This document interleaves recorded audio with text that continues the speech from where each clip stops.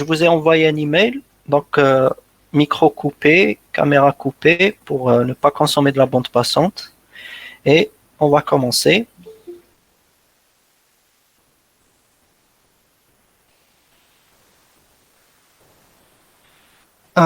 Juste un petit truc, c'est que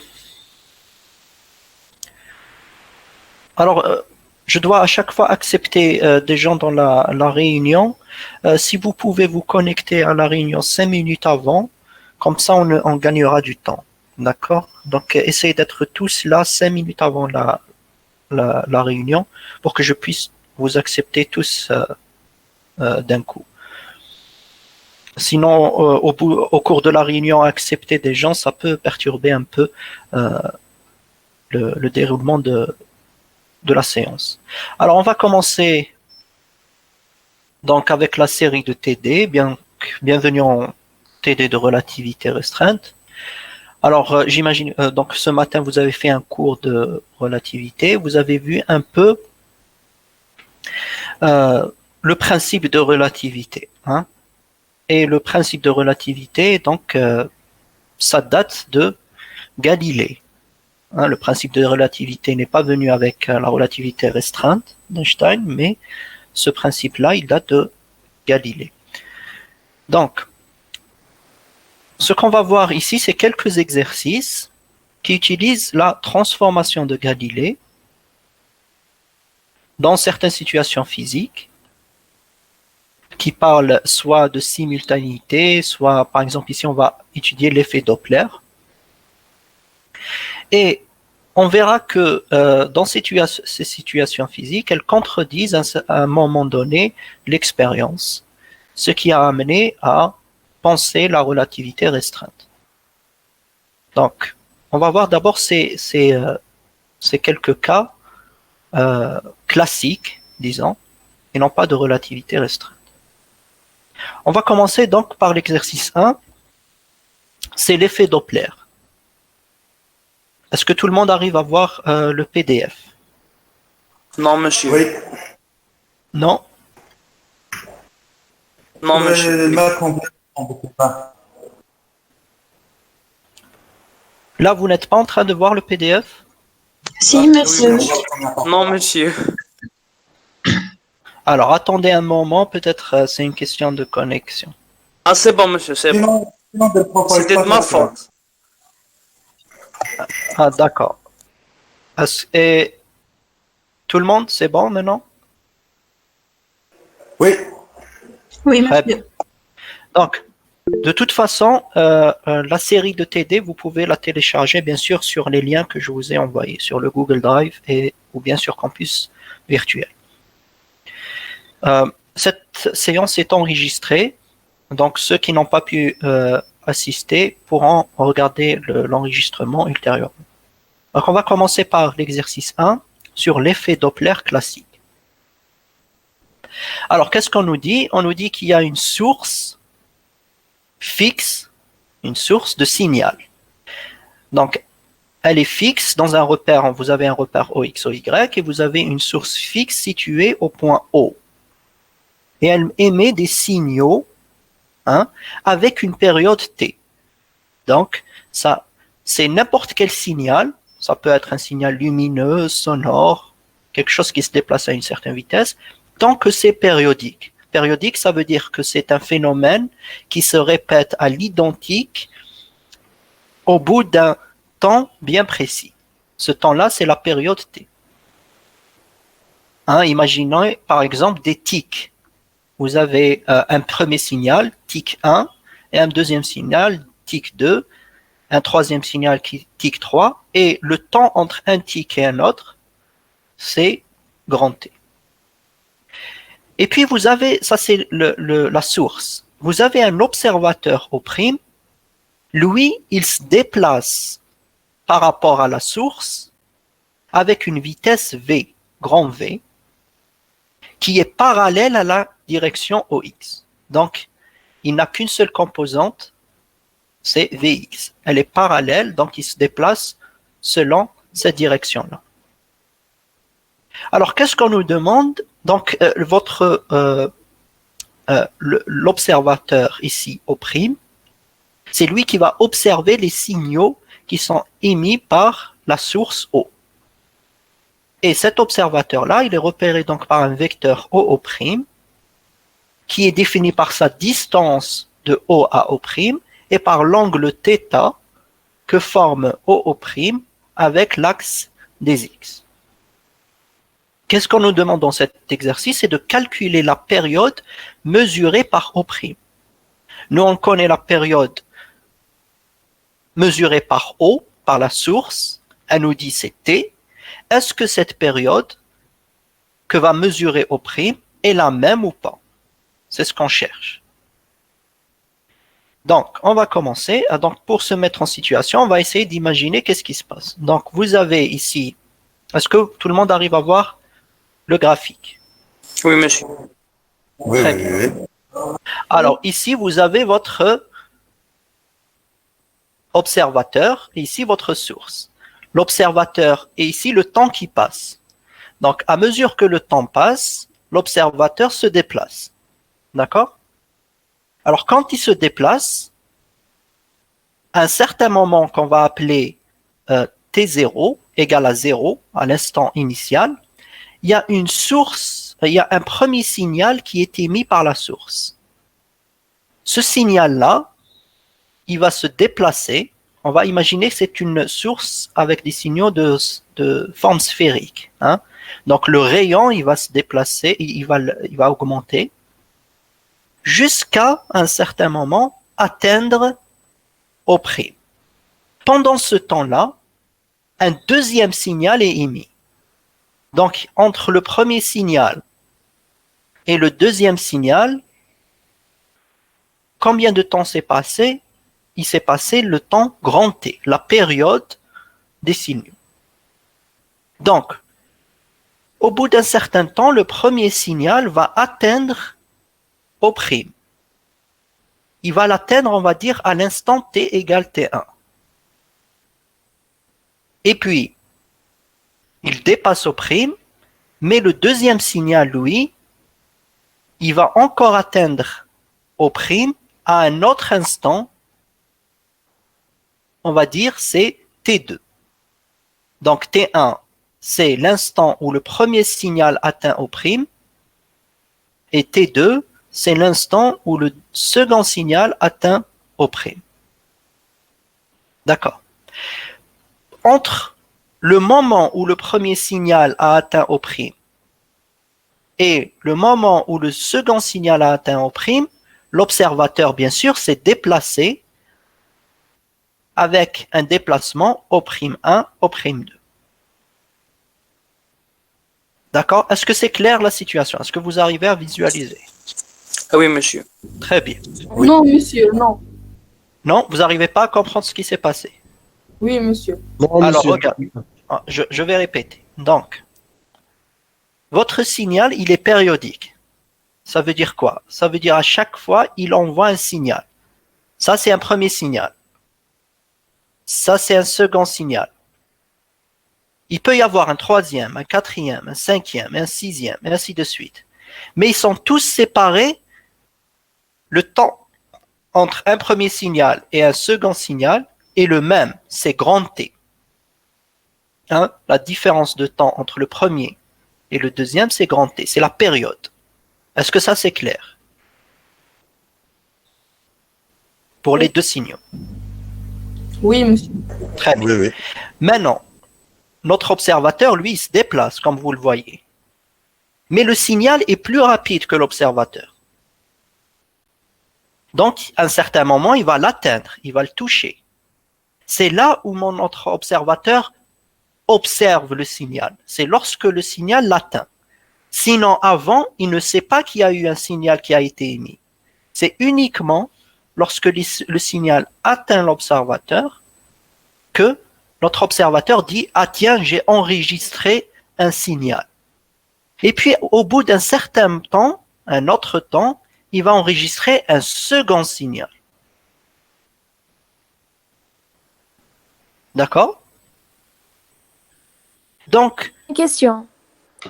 oui, La période, تجي lorsque كاين l'intersection entre l'observateur et le signal ولا شغل. Alors ici, il y a deux périodes. Il y a la période mesurée par la source O. Ça, cette période-là, grand T, c'est le temps qui est entre un premier signal émis et un deuxième signal émis, entre le rouge et le bleu. C'est le temps qu'on a fait, c'est ce temps-là, entre T égale 0 et T égale grand T. Ça, c'est la première période. Maintenant, il y a une deuxième période. C'est celle que mesure l'observateur. Maintenant, l'observateur, comment il mesure une période? D'abord, il doit enregistrer un premier signal. Donc, il faudrait que le signal l'atteigne. Ça, c'est le premier signal. Puis, il attend un peu le temps que le deuxième signal l'atteigne. Ça, c'est T2. Mais T2 ça revient au même. Alors, c'est ce qu'on va voir. Est-ce que T2 moins T1, la question c'est, est-ce que T2 moins T1 est égal à grand T? C'est ça ce qu'on cherche. Oui? À vitesse constante, grand V. D'accord. C'est non, monsieur. Comment? Non, ce n'est pas T. Parce que c'est ce qu'on va voir. Oui. Ouais. Oui, pourquoi? L'observateur est déplacé. D'accord, l'observateur se déplace, mais pourquoi? Il faudrait voir avec le calcul quelle est la relation entre grand T et T2 moins T1, qu'on va appeler T', grand T'. D'accord, c'est ce qu'on va voir avec le calcul.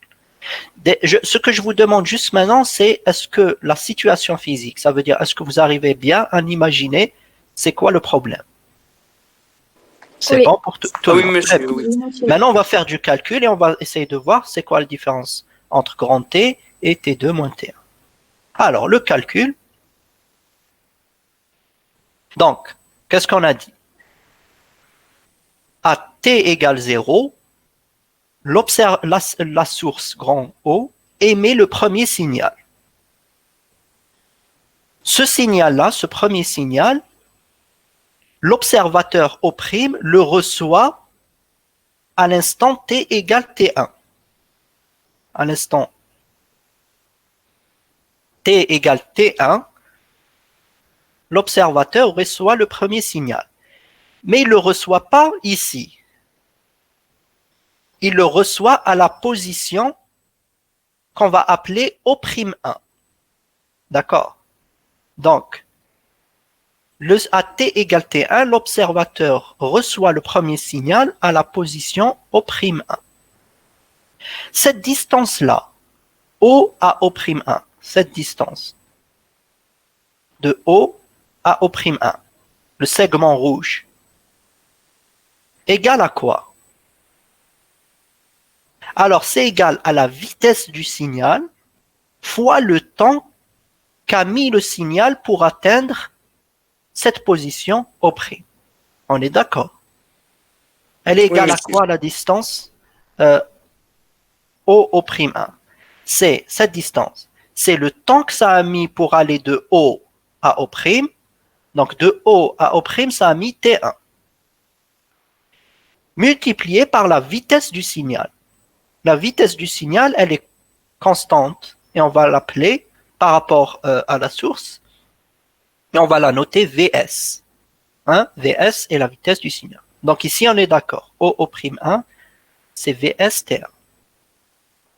Maintenant, à l'instant T égale grand T, hein? À l'instant T égale grand T. L'instant, c'est 0 plus une période. Qu'est-ce qui va se passer à l'instant 0 plus une période? Un deuxième signal. Voilà, un deuxième signal qui va être émis par la source.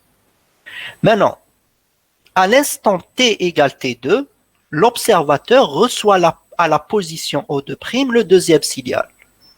À l'instant T égale T2, l'observateur reçoit le second signal, mais non plus à O'1, vu qu'il s'est déplacé, il le reçoit à la position O2'.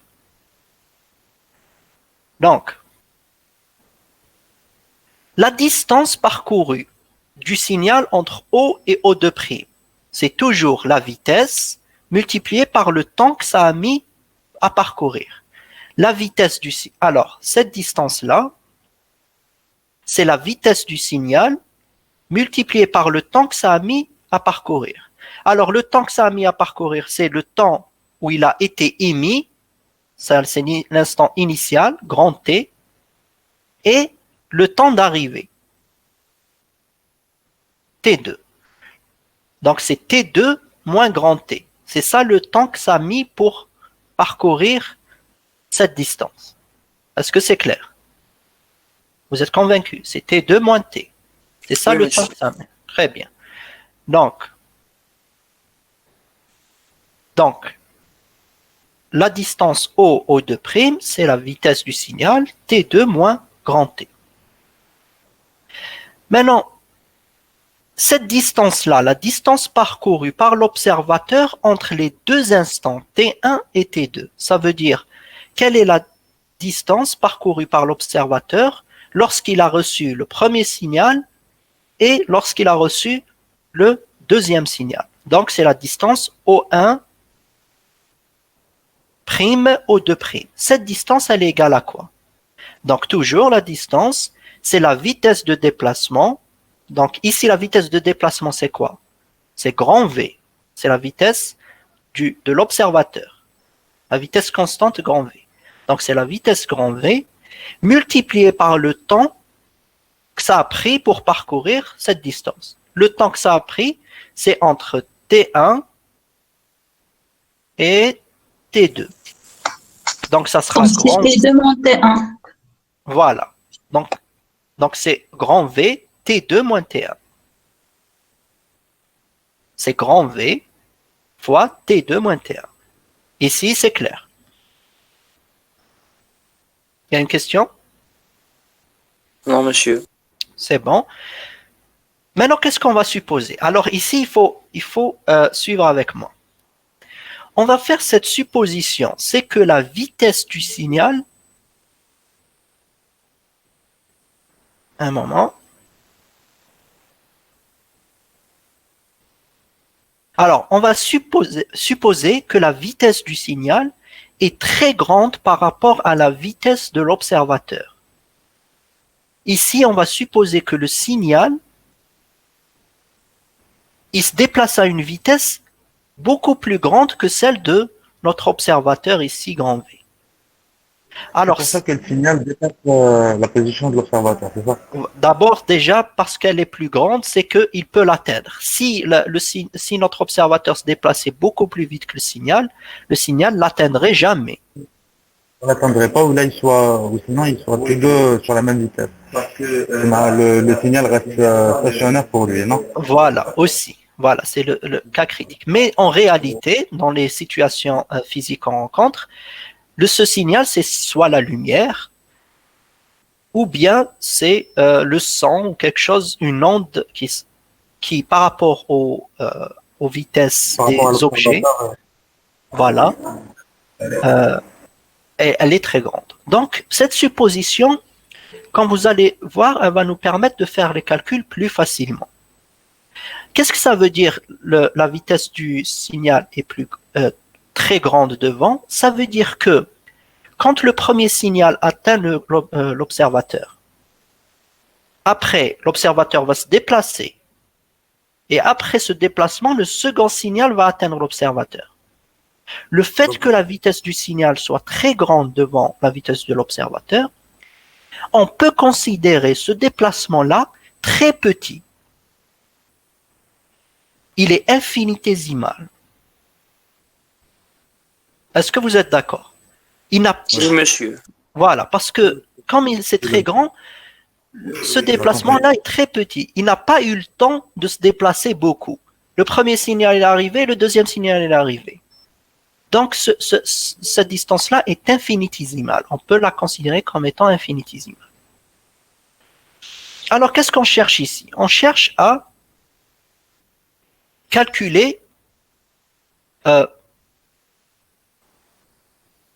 va essayer de trouver une relation entre ces distances, entre O, OM', O, O2', et OM', O2'. On va essayer de trouver une relation entre eux. Pourquoi? Parce que... Pardon, je Oui. recoupe. Si on part sur l'équation à O'1, O'2, on peut introduire le O entre les deux pour pouvoir reprendre les deux équations de la même sorte, non? Alors, ici, c'est juste un symbole. Ici, c'est pour dire, c'est la longueur du segment OO'2. C'est pas des vecteurs. Hein. Il faut faire attention. Je suis pas en train de calculer une somme vectorielle. C'est juste des distances, c'est la longueur du segment. D'accord. Mais qu'est-ce que vous observez? Ici, j'ai T2 moins T1. T2 moins T1, c'est ce qu'on cherche. C'est la période T', grand T'. C'est ça ce que je cherche. C'est la période mesurée par l'observateur. Ici, j'ai grand T. Si j'arrive à écrire une relation entre ces deux-là, j'aurai une relation entre T' et grand T. Donc le but, c'est ça. Qu'est-ce qu'on va faire? Pour écrire, qu'est-ce qu'on observe? Alors, je vais revenir au schéma.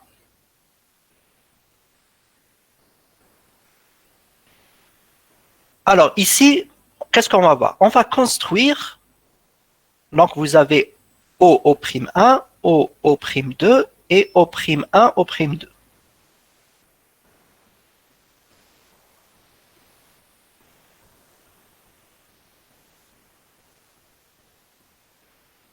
Alors, si je dessine le cercle, le cercle, dans le rayon c'est OO'2, le cercle de rayon. Alors, les gens qui viennent en retard, ils dérangent un peu la séance.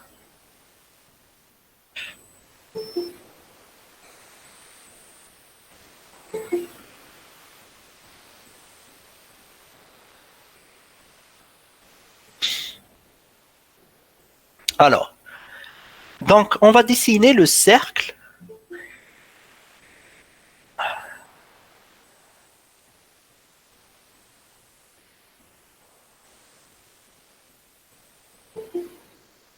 Donc on va dessiner le cercle de rayon OO' et de centre O.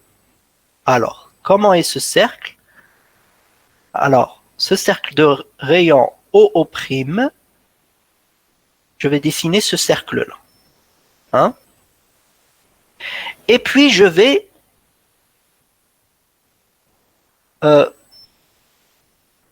extrapoler ou bien étendre le segment OO'1. Alors, si ce segment, je trace la direction ici de ce segment-là, elle coupe le cercle en ce point ici. D'accord. Alors, notre approximation, c'est là où elle rentre en jeu. Notre approximation, c'est que le fait que O'1, O'2 soit très petit, donc infinitésimal, alors on peut confondre la longueur de ce cercle, de cet arc-là, qui est ici, avec la projection de O de prime sur la projection ici. C'est une projection avec un angle droit. La projection de O de prime sur la droite OO'. Cette longueur de l'arc de cercle et la distance de cette droite sont quasiment les mêmes. Pourquoi on a pu faire cette approximation? Parce que cette distance-là est très petite. Alors, dans ce cas-là, ça devient facile. L'angle qui est ici, que vous voyez ici, l'angle O2', O1', et cet angle-là, qui est ici, c'est le même que l'angle θ, qui forme entre O1' et l'axe des X, cet angle. Et cet angle sont les mêmes, on est d'accord. Oui, monsieur. Très bien. Donc, qu'est-ce que je veux? Je veux écrire la longueur OO2' en fonction de la longueur OO1'. La longueur OO2', elle est égale à quoi? Elle est égale à OO1' plus ce petit segment-là, qui est ici. Maintenant, le fait d'avoir fait cette approximation, elle me permet de calculer la longueur de ce segment. Et ce segment-là, cette petite distance, est-ce que vous voyez que cette longueur, c'est ça, plus ça? Parce qu'il faut... Oui, monsieur. Voilà. Donc, cette longueur-là, elle est égale à quoi? Égale à OO' cosinus θ. C'est OO1', O2, O'2, O'1, O'2, cosinus θ. Hein? Vous voyez, ça c'est un triangle droit. Donc ça c'est l'angle θ. L'adjacent ici, c'est ce qu'on cherche. Donc c'est cosinus θ, O'1, O'2.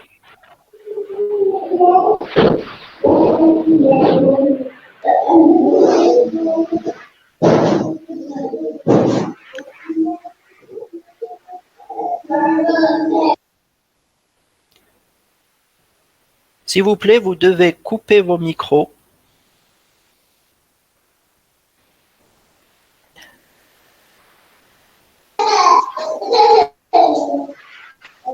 Monsieur Mouniz Zamit ou quelque chose comme ça, vous devez couper votre micro, sinon vous êtes exclu de la réunion.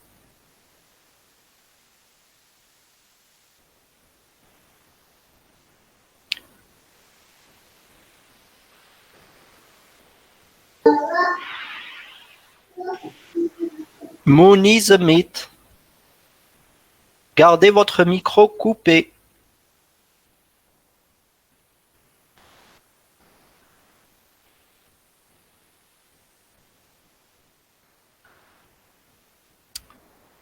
Bon. Donc, on est d'accord. Donc, la longueur OO'2 égale à O'1, O'2 cosinus θ. Donc, dans ce cas-là, cette écriture-là, c'est parce qu'on a fait l'approximation de tout à l'heure, que les vitesses du signal est très grande devant V. Donc, O'2 égale à O'1 plus O'1, O'2 cosinus θ. Qu'est-ce qu'on va faire maintenant?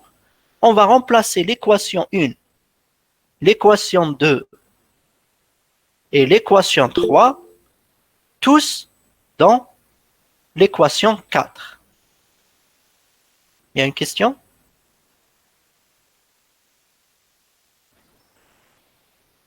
Alors, je répète l'explication de cette approximation.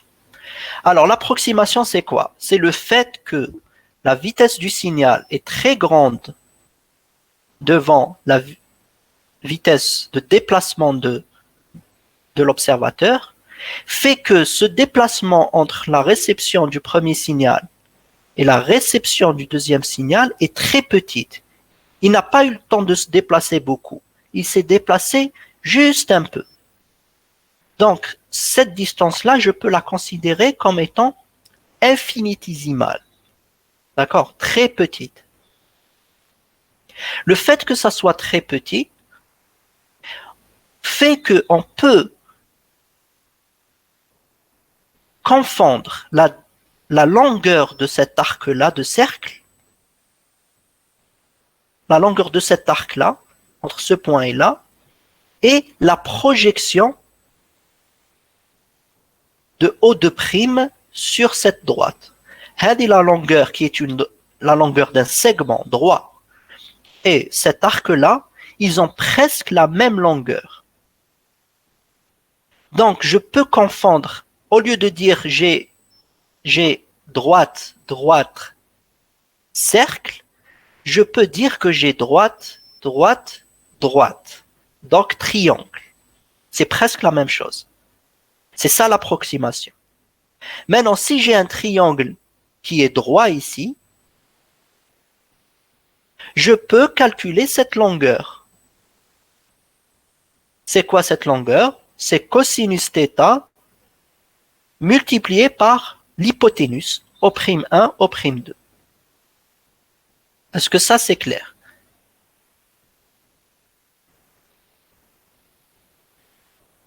Très bien.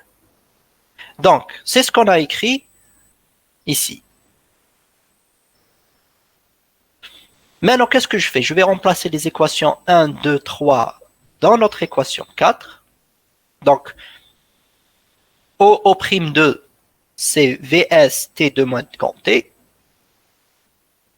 O'M1, c'est Vs T1. Et O'M1, O'M2, c'est grand V T2 moins T1. Je vais appeler la période du signal mesuré par l'observateur T', grand T', c'est le temps entre le premier enregistrement et le deuxième enregistrement. T2 moins T1. C'est ça la période par rapport à l'observateur. La période par rapport à la source, c'est grand T. La période par rapport à l'observateur, c'est T'. Si j'appelle ici, donc je remplace ici T', si je réarrange mon équation, je ramène tout ce qui est en T' d'un côté, tout ce qui est en grand T de l'autre, je vais trouver que T' s'écrit comme étant 1 sur 1 moins la vitesse du déplacement de l'observateur grand V sur Vs, cosinus θ fois grand T. Alors, pardon. Oui. L'expression T', c'est nous qui l'avons supposé pour réduire le volume de l'expression numéro 5. C'est ça? Quelle expression? L'approximation, vous voulez dire? La 5. Quand on a remplacé, Oui. sur 5, Oui. on a entre parenthèses T2 moins T, grand T, Voilà. etc. Voilà. T2 moins T1, c'est nous qui avons posé ça. Oui, ce T2 moins T1, il a une signification pour nous. C'est pas n'importe quel temps.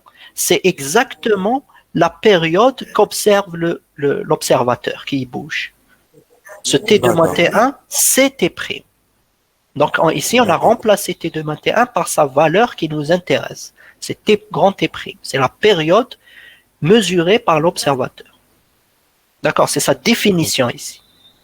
Donc on a remplacé la définition de la période mesurée par l'observateur dans l'équation 5. D'accord, très bien. Merci. Très bien. Donc, qu'est-ce qu'on observe ici? C'est que la relation entre T' et T, c'est pas l'égalité. T' n'est pas égal à T. La période mesurée par l'observateur est différente de la période mesurée par la source. Alors, il y a un cas particulier où cette période-là, ces deux périodes sont les mêmes. C'est lorsque θ égale à pi sur 2. Si, donc, lorsque vous avez θ ici, c'est l'angle droit, pi sur 2. Donc, vous avez l'observateur qui se trouve au-dessus, qui se déplace et il se trouve au-dessus de votre source. Donc, ils sont parallèles. Alors, ils se déplacent. Alors, quand il est perpendiculaire à cette trajectoire. Donc, il est l'angle que forme le vecteur position au prime, c'est pi sur 2 ici, perpendiculaire. Donc, dans ce cas-là,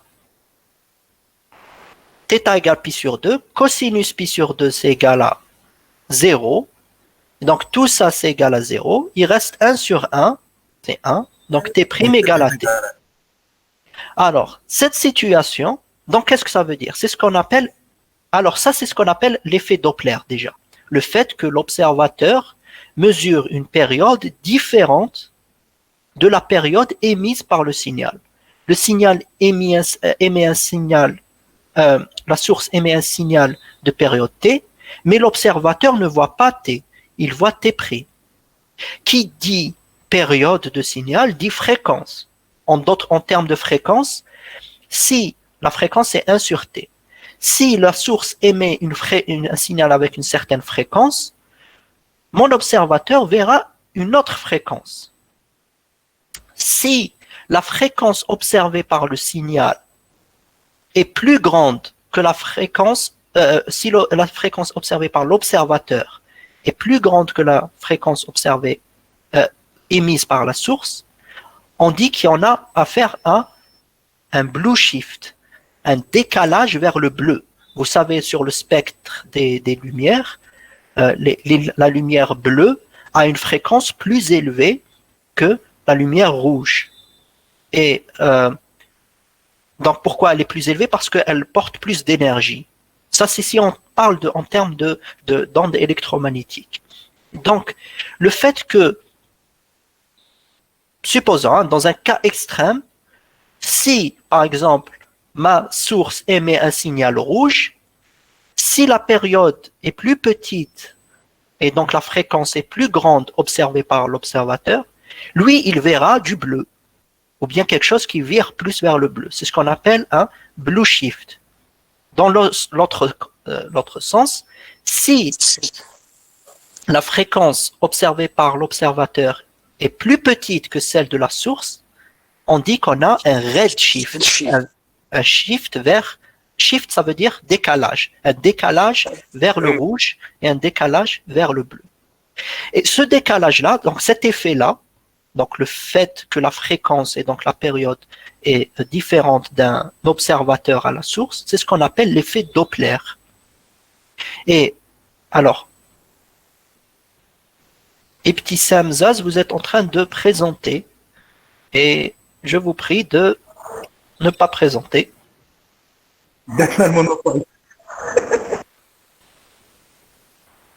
Donc, s'il vous plaît, Ibtissam Zaz. Voilà, merci. Ne touchez à rien. D'accord. Ne faites que suivre. Bon.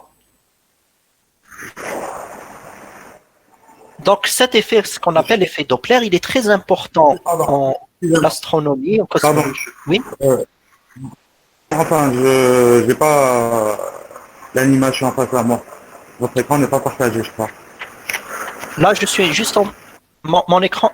Ah oui, parce que mademoiselle Ibtissam Zaz, elle nous a fait l'honneur de partager son écran, donc ça a mis pause ma présentation.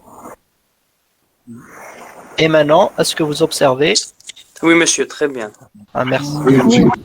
Oui, monsieur. Voilà, donc s'il vous plaît, il ne faut pas partager votre écran parce que ça met pause mon écran à moi. Hein? Donc, à mon niveau, je ne peux pas encore... Vous ne voyez rien? Oui. Oui. Vous voyez? Vous arrivez? Oui, monsieur. Non. Non? Moi, j'ai rien. À mon niveau, j'ai rien. Oui, monsieur Manchou. Si, donc c'est par rapport à votre connexion. Donc, il partage. Attendez un peu. Alors, c'est ce qu'on appelle l'effet Doppler. Donc, vous savez c'est quoi maintenant l'effet Doppler? C'est ce décalage entre les fréquences entre source et observateur lorsque la source et l'observateur se déplacent l'un par rapport à l'autre. Maintenant, qu'est-ce qu'on va faire? On va faire l'inverse. Au lieu que ça soit la source qui est fixe et l'observateur qui se déplace, on va faire l'inverse. Ça sera la source qui se déplace et l'observateur fixe. D'accord? Alors, ici la situation elle est pareille. On va dire qu'à l'instant t égale 0, la source, maintenant c'est elle au prime, c'est elle qui se déplace, elle émet le premier signal à la position O'1. Donc quand elle atteint la position O'1, une position, elle émet un signal. D'accord. Alors ce signal-là va être reçu par l'observateur qui, lui, maintenant, il est fixe, c'est lui qui est à l'origine. Il le reçoit à l'instant t égale t1.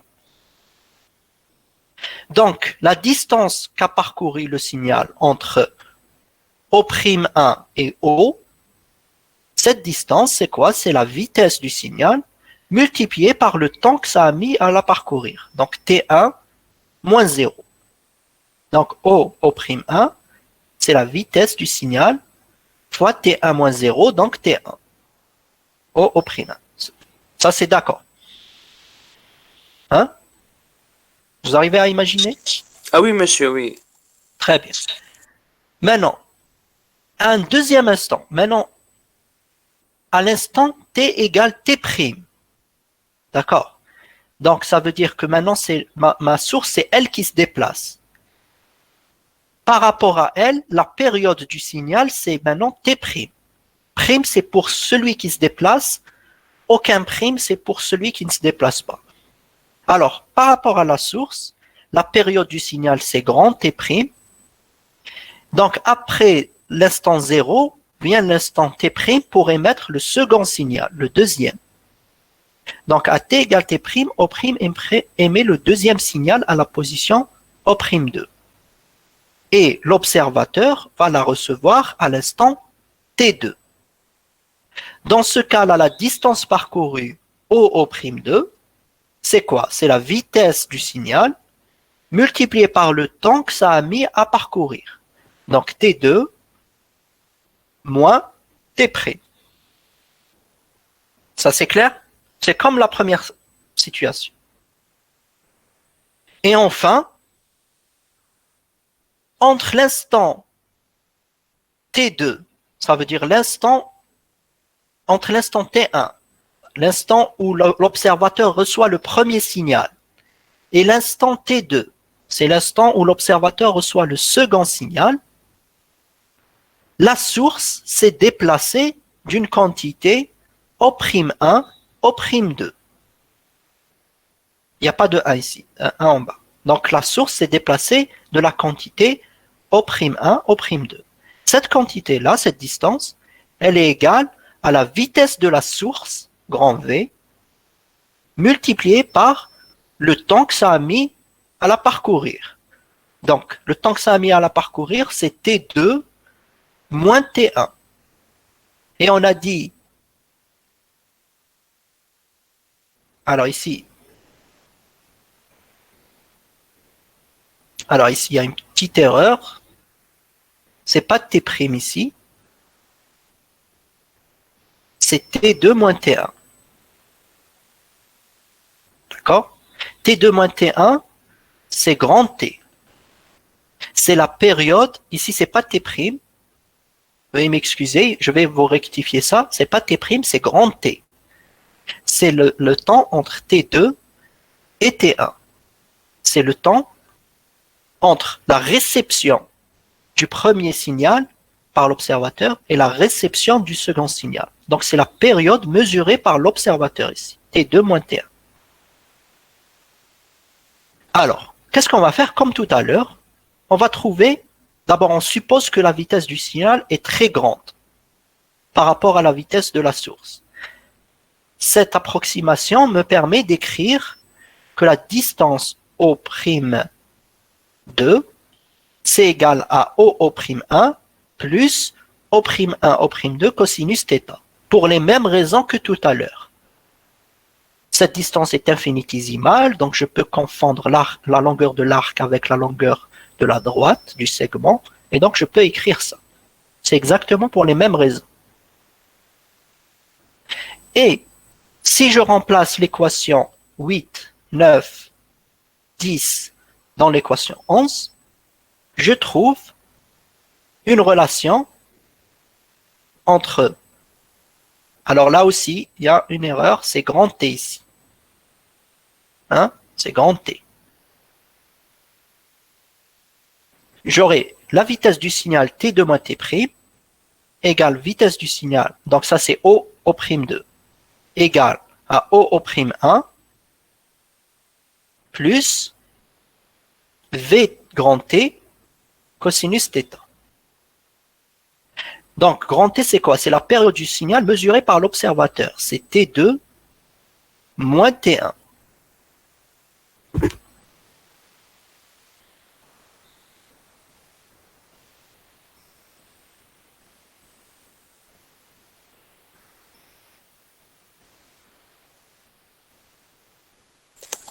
D'accord? Alors, qu'est-ce que je fais? Je réarrange ici. Tout ce qui est en grand T, je le mets d'un côté.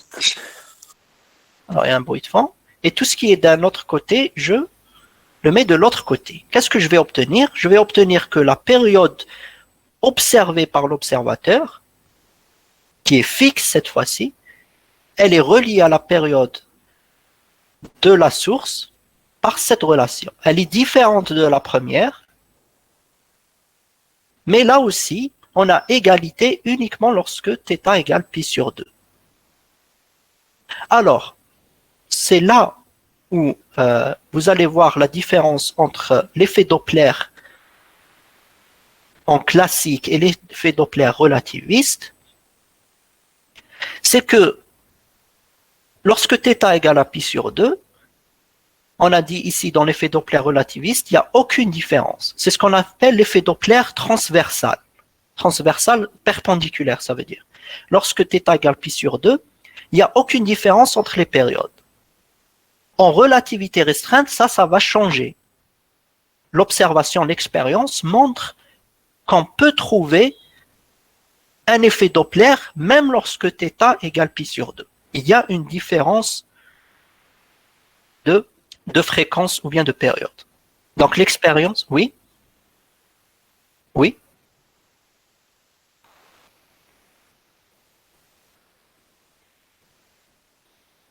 Oui? Oui? Oui, pour les ondes acoustiques, l'effet Doppler classique est une bonne approximation. Mais dès que les vitesses grand V ici, ou bien la vitesse du signal devient très grande, là on doit utiliser des effets relativistes. Et donc l'effet Doppler qu'on aura, il sera différent. D'accord. Très bien. Maintenant, le deuxième exercice, c'est juste une application numérique de l'effet Doppler classique. Alors, l'application la plus courante de cet effet, c'est les radars sur l'autoroute. Si vous vous faites flasher à 130 km à l'heure, c'est l'effet Doppler. Alors, c'est quoi l'effet Doppler? Donc, qu'est-ce qu'on va dans l'exercice? On vous dit un radar servant à contrôler les vitesses des véhicules qui circulent le long d'une autoroute. Alors, ce radar-là, c'est lui la source. Il est fixe. Donc, on est dans la première situation. Il émet une onde hertzienne de fréquence 9 GHz. Donc, vous voyez, donc c'est une grande fréquence, c'est 9 GHz. C'est 9 fois 10 puissance 9 Hz. Alors, cette onde hertzienne, elle va être réfléchie. Donc, il va l'émettre vers le véhicule. Et puis, cette onde-là, elle va être réfléchie par le véhicule qui roule à une certaine vitesse grand V, qui est parallèle à la direction de l'onde. Alors ici, pour se faciliter la tâche, on va supposer que l'observateur, donc la source O et O' sont sur la même ligne. Donc ils se déplacent sur la même ligne. S'ils se déplacent sur la même ligne, θ égale à 0, hein, ou bien pi. On va supposer que c'est 0. D'accord. Donc, ici, pour ne pas se trimballer θ, on va supposer que notre véhicule et notre source, ils se trouvent sur la même route, sur la même ligne. Alors, le poste de contrôle relève une différence de fréquence de 2,16 kHz par seconde. Kilohertz. Ça veut dire quoi, différence de seconde? La différence de fréquence entre la fréquence émise, lui, il a émis 9 GHz, et il reçoit quelque chose autre qui est différent, qui est de 2,16 kHz de différence, soit en plus, soit en moins. L'essentiel, c'est qu'il y a une différence de 2,16 kHz entre la fréquence de l'onde incidente et réfléchi. On vous dit à quelle vitesse se déplace le véhicule. Donc le radar, il nous permet de comment il fait pour mesurer la vitesse juste en envoyant des ondes. Ça, c'est le principe de fonctionnement du radar. Alors, comment on fait? Il y a deux. Donc, qu'est-ce qu'on a fait ici? On a supposé que θ égale 0. Donc, cosinus θ égale à 1. Donc, on va utiliser les relations de la première question ici avec θ, cosinus θ égale à 1. D'accord. Alors, vous savez quelle est la relation entre la fréquence et la période? F égale 1 sur T. Il y a deux parties ici dans mon problème. Il y a d'abord lorsque l'onde est émise par le radar et arrive vers le véhicule. Ça, c'est l'onde incidente. La fréquence, ici le véhicule, c'est lui qui se déplace. La fréquence qu'observe le véhicule, je vais l'appeler T'V. Mais V1 pour dire qu'on est dans la première situation. C'est lorsque il observe une onde incidente. T'V1, elle est reliée à la fréquence du radar, de la source, par la relation qu'on avait trouvée dans le premier exercice. Sauf que cosinus θ ici, c'est 1. Si je passe aux fréquences, j'inverse ici, j'inverse là, je vais trouver que la fréquence observée par le véhicule, elle est égale à 1 moins V sur Vs, la fréquence émise par la source. Maintenant, la partie 2, c'est que cette onde-là va être réfléchie. Et si elle est réfléchie, maintenant la source c'est quoi? C'est le véhicule. Comme il réfléchit une lumière, c'est lui maintenant qui émet, c'est comme si c'était lui qui avait émis la lumière. Donc maintenant la source, c'est elle qui se déplace, et c'est le véhicule. Le radar, lui, maintenant, c'est un observateur qui est fixe. Donc, on est dans la situation de la question 2, ici. Dans ce cas-là, la période observée par le radar, elle est égale à la période observée par le véhicule qui est maintenant devenu la source mobile, multipliée par 1 plus V sur Vs, et on a pris θ égale à 0. Alors, il y a maintenant, si on compare la période qu'observe le véhicule avant réflexion et la période de l'onde réfléchie par le véhicule, c'est la même période. D'accord? Le véhicule, il observe une onde. Cette onde-là, elle vient avec une certaine fréquence. Il prend cette onde-là telle qu'elle est et il la réfléchit. Il ne change pas sa fréquence. La réflexion ne change pas la fréquence de l'onde par rapport au véhicule. Donc pour lui, la fréquence de l'onde incidente, elle est égale à la fréquence de l'onde émise pour le véhicule. Donc on va l'appeler T'V. Donc ici, je peux écrire en fréquence la fréquence observée par le radar de l'onde réfléchie, elle est égale à 1 plus V sur Vs de la fréquence de l'onde observée par le véhicule. Alors, si on remplace l'équation 15 ici dans l'équation 16, je vais trouver le rapport FR2, donc la fréquence qu'observe le radar, la fréquence de l'onde réfléchie, sur la fréquence qu'observe le radar de l'onde incidente. Lui, il a émis ça et il reçoit ça. Donc, le rapport entre les deux, c'est ce rapport-là. Si je remplace 15 dans 16, je vais trouver c'est ça. Alors, qu'est-ce qui se passe? Donc, à partir de cette relation, je peux trouver la vitesse grand V. Je connais la vitesse du signal. Je connais la fréquence qu'a émis l'observateur. Et je sais la différence de fréquence entre l'onde incidente et réfléchie. C'est delta F. Donc, je peux calculer la vitesse du véhicule. La vitesse du véhicule, ça devient la vitesse du signal.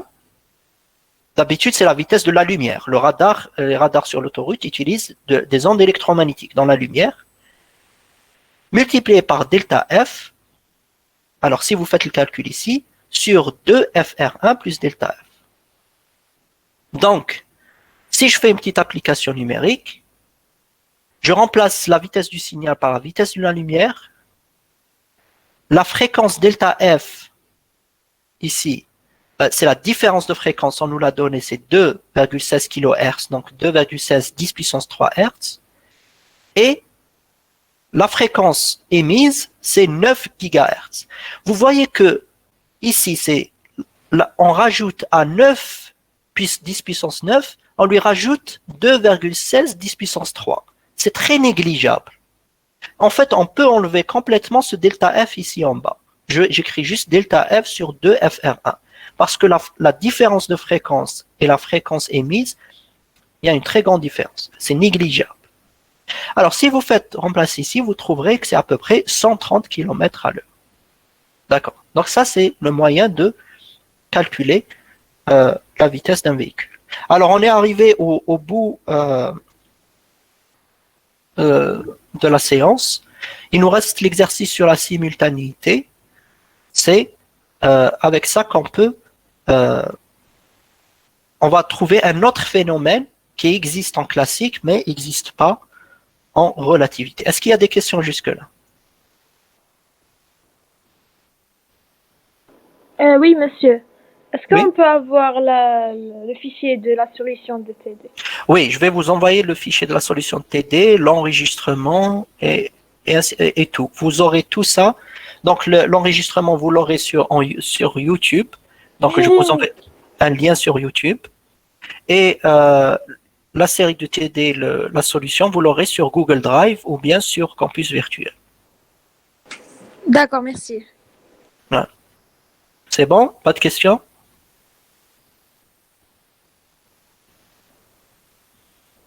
Très bien. Donc, merci à vous. Merci, monsieur.